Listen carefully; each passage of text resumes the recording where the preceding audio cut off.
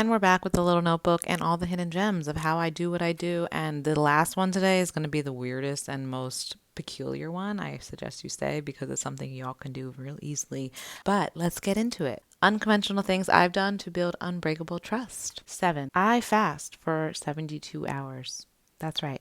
I do water fast 4 times a year is always my goal. 72 hours. That is water and black coffee only for 3 days. This has built a resilience inside of me that I don't think you can understand until you do it.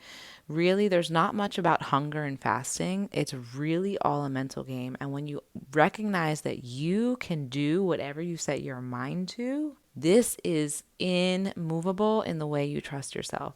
I believe the easiest way to activate this type of mental strength and resiliency is often through the physical form, whether it's an exercise accomplishment, a fasting, but this has changed the way I view the world and I view myself more importantly. 8, I take action before I'm ready. Now, I know might be a little bit of the innate of who I am. I'm an action oriented type of girl, and I would highly recommend, if you're not, to start taking baby steps before you're ready.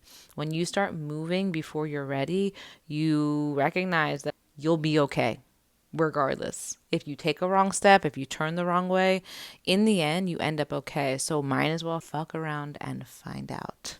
Lastly, the most peculiar, this is going to sound bizarre, but I opt out at the airport. What do I mean? I am a firm believer in standing firm in what you believe in. And I've learned this through the years because I've often considered others people's emotions and thoughts and decisions, and I've allowed them to influence mine. And I'm no longer at that place in life. And so one thing I do to stand firm in who I am and my sovereignty is I opt out at the airport. When approaching security, I make sure they don't take a picture of my face. I make sure I don't walk through the wild things, all of them collecting my biometric data. Yes, be in tune. This is something that I have practiced the last 3-4 years is to tell them in advance I opt out. If you didn't know, it's voluntary. They just make you believe you have to do it. That has practiced me being firm in what I believe and what I stand for so that when other people's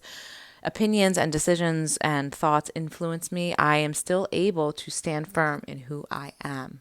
I dare you to try it, and I invite you to stay tuned for another episode of unconventional things I've done to build unbreakable self-trust so that you can do the same. Cheers.